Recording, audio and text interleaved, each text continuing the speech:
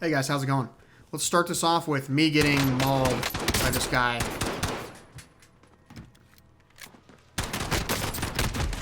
Yep, that just happened. So, as promised, this is some Warzone footage from a couple days ago. This first one's a squad game, and then the second two are solo games, which I much prefer solo. I actually really can't stand playing in squads. Like, if you have a friend to play with or something, that's different, but just like random squads is just, it's absolutely terrible. So, the game is not, before we get into the PlayStation 5 stuff, so the game is not as bad as I thought initially, especially once I got to the solos mode. It's actually way better than this. Now, you'll still hear my teammates talking because I don't think I can get that out of there, but funny enough, I haven't recorded like a quads footage or something. Yeah, like this guy's yelling at me like I don't know where they are. Bro, on your right, orange. Yeah, I know, dude. I get it, man. Do you not see me try to jump up the cliff like 5 times? Anyway, whatever, man. So, we're going to talk today about the PlayStation 5 because they just revealed their specs today, and I watched half a dozen videos about it, and then I watched Mark Cerny's whole presentation, which is about 53 minutes, and it was eye-opening to say the least. So, before I start diving into that, I just want to say that the main reason I created this YouTube channel was because I'm so particular when I watch stuff. Like, I want accurate information, and I want stuff that's presented in a way that's accurate and understandable and makes sense. And I absolutely hate misinformation. So I hate when I watch a video and they just, like, quote misinformation. They just repeat the same things that other people have said, and they have no idea what they're talking about. So that's why I created this channel, is because I thought I could do it better than other people. Now, I know it's a very small channel, obviously, and those of you who are watching right now, I appreciate you, and I'm glad you're here. I just think that I can do it better than a lot of the channels that I watch. A lot of them just, it seems like they spend about 20 minutes on the video. They do no research. They don't know what they're talking about, and they just throw some stuff out there. They just rip off exact quotes from Mark Cerny and Phil Spencer, and they just say exactly what they want. Now, I'm in the unique position of being a hardcore console gamer. That's all I've played for the last decade and a half, since 2005, since the Xbox 360. And I've only had a PC for a couple years, but I'm so into the PC hardware and the components and all the technology that's in there that I literally watch stuff about it every day. That's part of the content I watch every single day, is just PC stuff. New products, new specs, benchmarks, all that kind of stuff. So I have the unique position of actually knowing what the numbers mean that they're giving out and being able to give you some perspective that people who don't know what they're talking about can't give you. And so there's just a lot of misinformation. So we'll kind of talk about those as we go. But their presentation was 53 minutes today. Now, this presentation, it's important to know right off the bat, it was intended to be given at GDC, which is the Game Developers Conference. So this presentation was intended to be given specifically to game developers. So it's actually pretty technical. There's a lot of technical talk in here. And if you don't know if you don't pay attention to PC at all, or you don't know anything about these parts, like, a lot of this is going to basically go completely over your head. And a good percentage of the videos that I watched, people talked about how boring it was and how lame they thought the presentation was and how stupid and boring it was and how they were so bored within 10 minutes and Sony messed up by doing it like this. And I just, it's funny to me to think, like, you know, that some of the stereotypes about console gamers are true, because they're just like, oh, they're like, it's been 5 minutes and I haven't learned everything in the video. Like, come on, dude, give me some timestamps. I want to learn where it is. So now we're switching to solo. And these are a couple of good games. So, I mean, it's just, these are very, you know, these are very things. So anyway, we're going to talk about these. So Xbox Series X, 8-core, 16-thread at 3.6 gigahertz. I keep hearing people quote it at 3.8 gigahertz. That's disingenuous to quote it at 3.8 gigahertz, because that's a specific mode that developers can choose to use if they want to hit 3.8 gigahertz. It's 3.6 gigahertz. That's the proper way to quote it, because that's with the hyper-threading, the 16 threads. And the console, that's the point of having those 16 threads. So it's 8 cores, 16 threads at 3.6 gigahertz. It's a custom Zen 2 CPU. The PS5 is also a custom Zen 2 CPU, 8 core, 16 thread. However, theirs is running at 3.5 gigahertz. As far as the GPU is concerned, the Xbox Series X is a 12 teraflop GPU, and that's just a measure of how much work the GPU can do every second. It has 52 compute units at 1.825 gigahertz. Or, you'll hear me say it in megahertz too, 1825 megahertz. You just move the decimal point one to the left. That's how great the metric system is. But I talk about it that way because that's how I know it more commonly. It's not, I mean, it's not really referred to as gigahertz in the PC space, so I won't call it that. So then on the PS5, you have a 10.28 teraflops as compared to 12 on the Series X. So we're talking the PS5 GPU is actually a good 15 to 20% less powerful than what's in the Series X, which is significant. It has 36 compute units as compared to the Xbox Series X 52 compute units. Now, my guess is they did this for backwards compatibility reasons because the PS4 has 36 compute units, and the PS4 Pro has 36 compute units, so it's very easy to just port a game over or make it work. Microsoft's implementation is more of a software thing, and they have a whole team dedicated to it, so they don't have to worry about that kind of stuff, really. But in order to make up for that, Sony has clocked theirs at 2.23 gigahertz or 2230 megahertz. That's actually ridiculous. In fact, that was probably maybe the second most impressive thing to me out of this whole video from Mark Cerny was that it's running at 2.23 gigahertz. That's ridiculous. There are $1,200 graphics cards, the most expensive ones you can buy, essentially. I mean, you can basically go up to $10,000, but the most expensive regular graphics card you can buy doesn't even hit that speed. 2.23, 2230 megahertz doesn't even hit that. So this means that AMD's RDNA 2.0 is that much better than whatever's out there right now, even though they haven't even announced any of that yet. So this is a reveal of sorts for RDNA 2.0 graphics. And if you listen closely to what Mark Cerny said, he said we actually capped the frequency at 2.23, so we're maybe able to hit 2.4 gigahertz on these graphics cards. RDNA 2.0, which is 2400 megahertz. That's actually ridiculous if it's really hitting those type of speeds. That's pretty insane. Now, the difference here, main difference being, now basically the whole theme of these consoles is that Microsoft and Sony both went into a dark room for like 3-4 years, and they talked to developers, and they talked to game developers, and they basically got a wish list, and they basically decided what they needed to do and how they needed to do it, and they both came out with something that's relatively similar, but actually very different in implementation. And this is the first example of that. And this is that the Xbox Series X, both CPU and GPU, are fixed frequencies. So they won't go below or above that. That's different from PC, which boosts the frequencies depending on the temperature and the power used and all that kind of stuff so that they can go higher or lower depending on how you're using it. Microsoft thought it was very important to get a consistent console experience, so they fixed both the GPU and the CPU. Now that means they have a fixed temperature, a fixed heat load, and a fixed power usage that they can work with, and they can develop a cooler based off of that, and develop a box based off of that to keep everything cool. Now, Sony actually did the reverse engineering part of it. They did the complete opposite of that. They said, okay, here's a cooler that we want to use. Let's figure out how we can keep the temperature and heat and power in control to be able to use this cooler, and they worked backwards. So both the CPU and the GPU on the PS5 are variable rates. So it's 3.5 gigahertz on the CPU max, and it's 2230 megahertz or 2.23 gigahertz max on the GPU, meaning that if one of those is maxed, in theory, I don't really know because he didn't really get into it, but in theory, I don't think that you could have both of them maxed at the same time. In theory, I'm not sure. He said he expects that they should stay about that most of the time, but what they're saying is, in the case where it starts to get a little bit warmer or they're under really heavy load, then they'll actually downclock the CPU or the GPU in order to stay within that power target so that the console doesn't get ultra loud like a jet engine. And he basically said they don't want you to have any difference whether you're playing it inside of a hot entertainment center or, in the middle of a snowstorm. They don't think you should be penalized based on that. And, with the Xbox, I suppose that opens the door for them having like some sort of, louder fan if it's really hot in the room or whatever. But really, the main difference here is the frequency, but the compute units. And Sony talked about how they thought that when these are highly parallelized workloads, so having 52 compute units, they're basically working in parallel.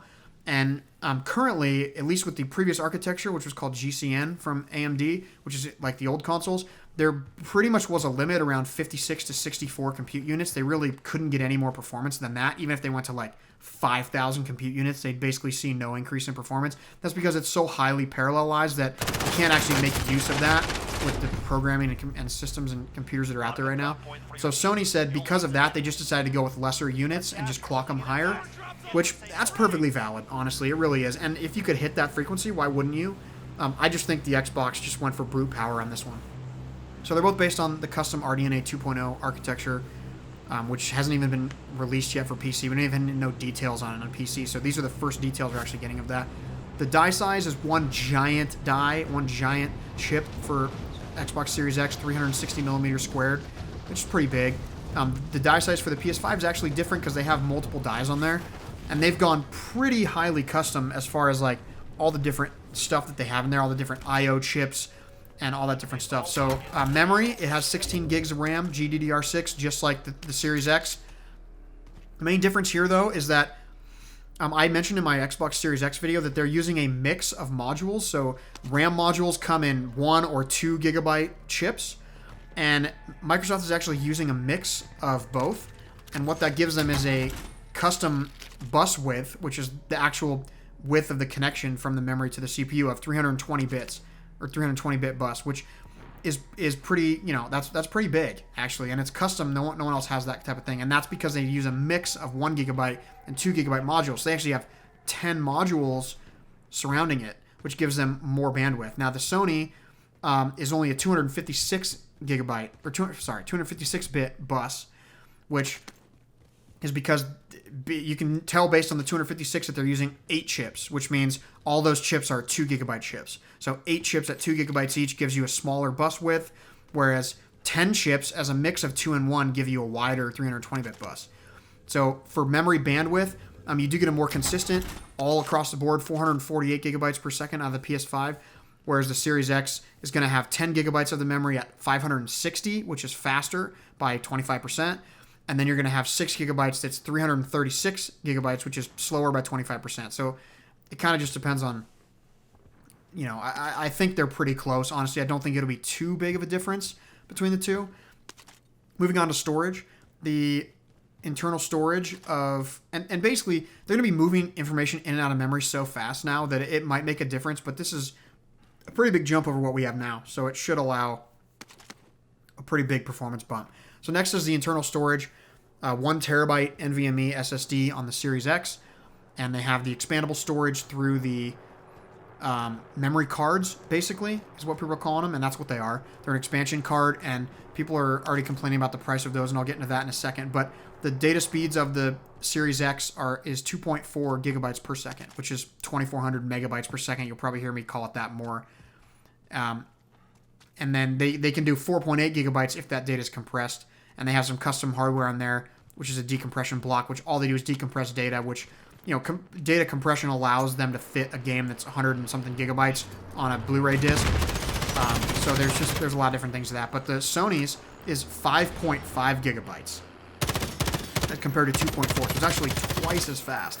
And then if you're talking about compressed, it's actually more like 8 to 9 gigabytes per second compared to 4.8 on the Series X. So the crazy thing about that is what he was saying is that's such a fast rate that right now game developers have to load in about 30 seconds ahead of time. They have to start shuffling data in and out of the RAM because of how slow the hard drives are. But he said with this new thing, they're going to be able to shuffle so much data in and out that it's going to take, they only need to load in 1 second worth of information. So he said even though we're only going to 16 gigabytes, it's actually far, far more efficient than what it previously was because of the data rates. The transfer rates are so much higher. And that's absolutely true.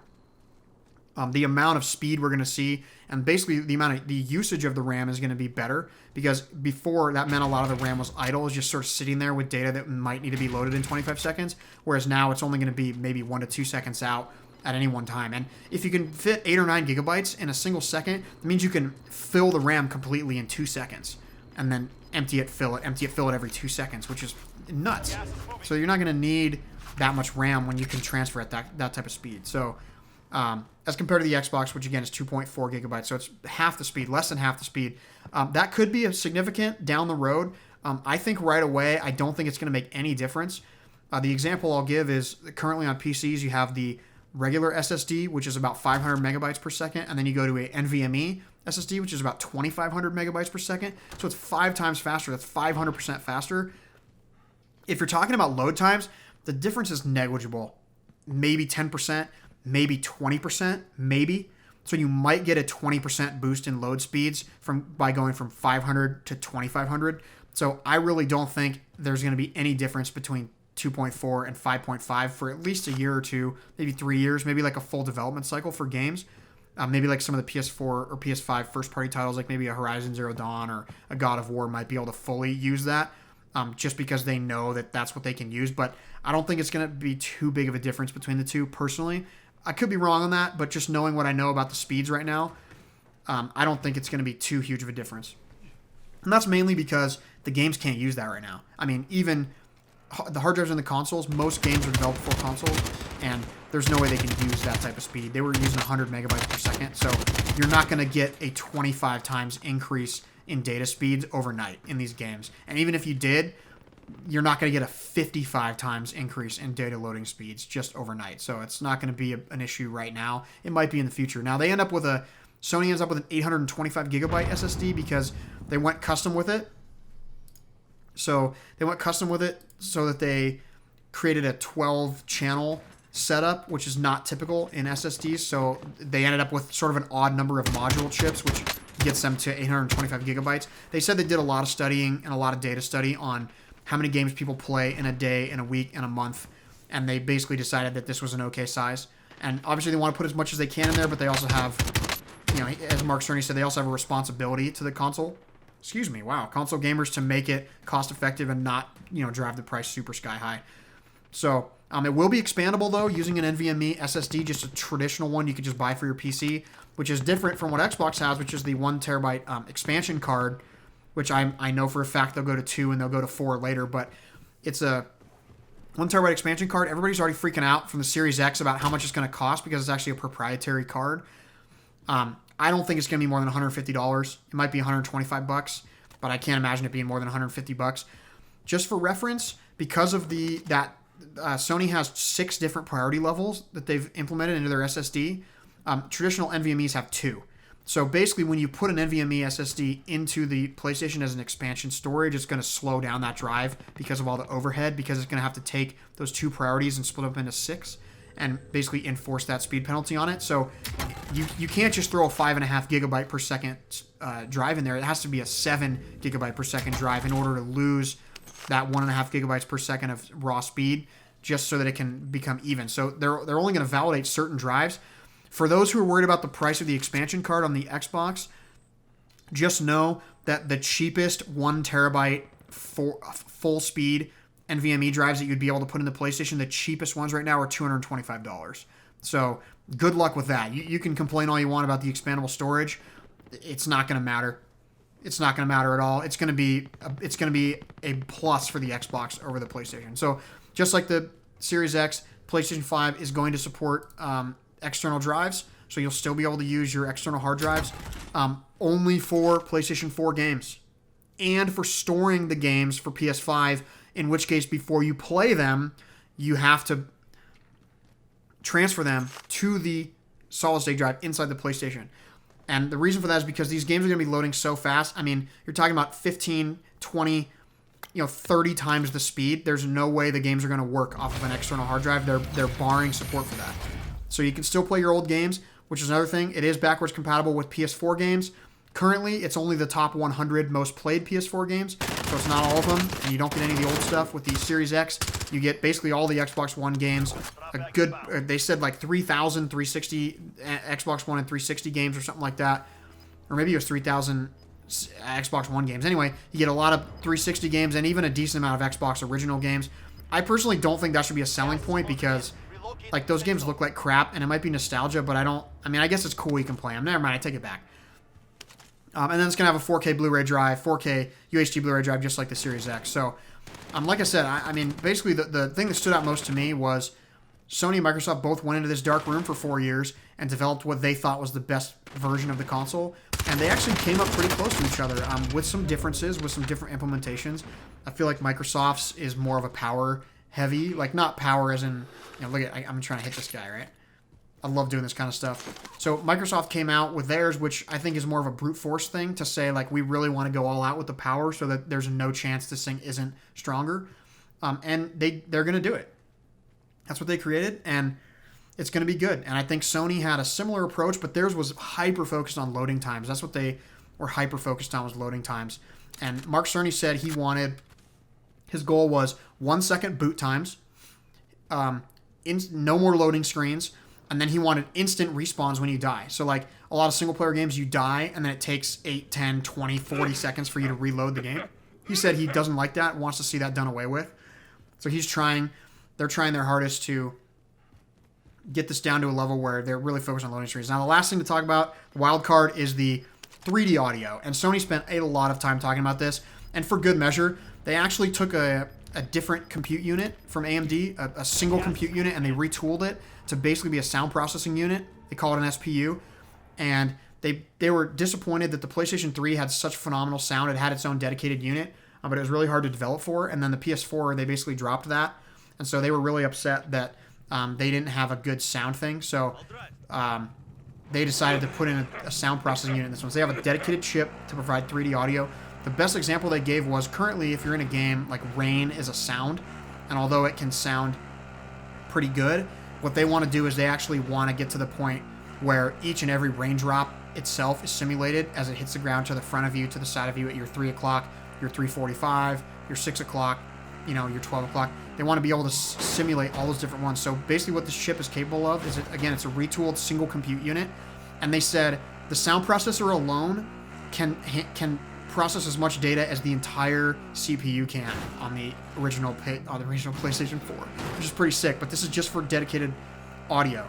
And they're talking about some in-depth stuff that's ridiculous. I'm not sure how much you guys care about it, but they're talking about the shape of your ear, the folds and the curves on your ear, which make everything the way they are and make you hear sounds the way you want. They're talking about the most hyper-realistic. This was one of the most exciting parts for me. It's like true generational increase in audio. Like a true audio generation increase, which is ridiculous. I didn't hear anything like that from Microsoft, and it's actually pretty exciting because I'm an audiophile. So this is basically going to be the clash of the audiophile versus the clash of the video file, which are the two sides of me. The video file that I don't ever want to see anything below 4K ever again in my entire life.